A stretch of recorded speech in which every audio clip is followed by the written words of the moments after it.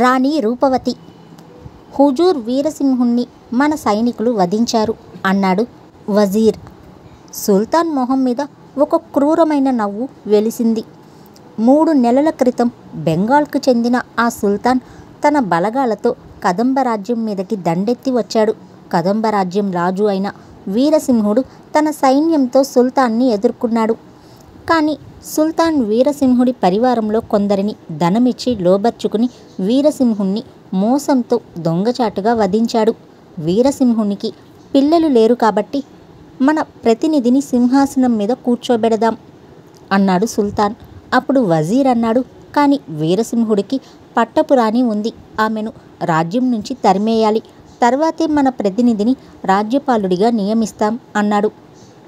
మరుదినము సుల్తాన్, వజీర్ ఇద్దరు రాజభవనంలోకి వెళ్ళారు. మహారాణి అయిన రూపమతిని చూడాలని, ఆమెతో మాట్లాడాలని కబురు పెట్టారు. కాసేపట్లో రాణి రూపమతి వారితో మాట్లాడడానికి వచ్చింది.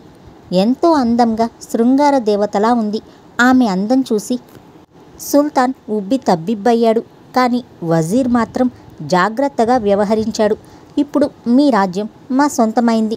మేము మా ప్రతినిధిని సింహాసనం మీద కూర్చోపెడతాము. మీకు 10,000 మొహరీలు భరణంగా ఇస్తాము. మీరు దాన్ని తీసుకుని 2 రోజుల్లోగా రాజ్యాన్ని దాటి వెళ్ళిపోవాలి. ఇంకెన్నడూ ఈ రాజ్యంలో అడుగు పెట్టకూడదు అని హెచ్చరించాడు. రాణి రూపమతి అంది, నేను సుల్తాన్ గారితో ఏకాంతంగా మాట్లాడాలి. వజీర్ సందేహించాడు. ఎందుకంటే సుల్తాన్కు ఉన్న స్త్రీలోలత్వం అతనికి బాగా తెలుసు. కానీ సుల్తాన్ను అవతలకి పొమ్మని, తాను రాణితో మాట్లాడతానని అన్నాడు. చేసేది లేక వజీర్ అవతలికి వెళ్ళిపోయాడు. రూపమతి ఎంతో మధురమైన కంఠస్వరంతో అంది, సుల్తాన్ గారు, మీరు అనుమతిస్తే నేను మీ ప్రతినిధిగా ఈ రాజ్యాన్ని పరిపాలిస్తాను. మీకు దాసురాలిగా ఉంటాను.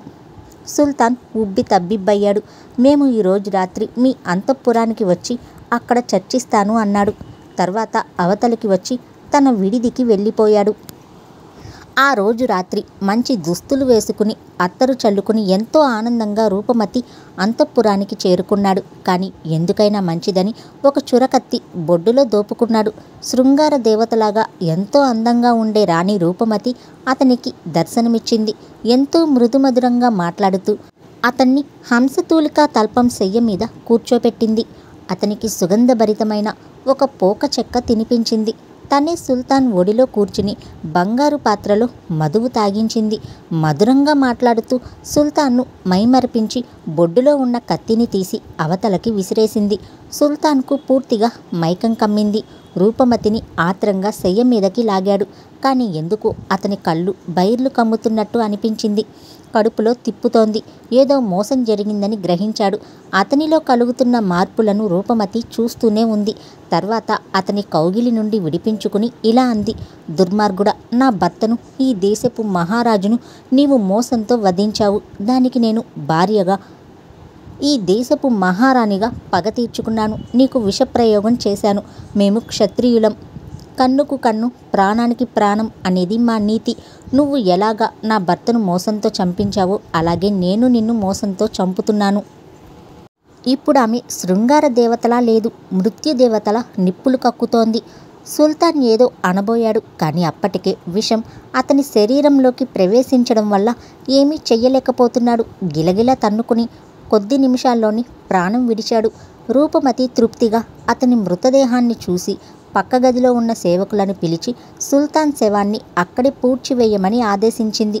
తర్వాత పురుషుడి వేషం ధరించి తన కోసం కాచుకున్న అశ్వాన్ని ఎక్కి ఆ అపరాత్రి రాజ్యాన్ని విడిచి వెళ్ళిపోయింది.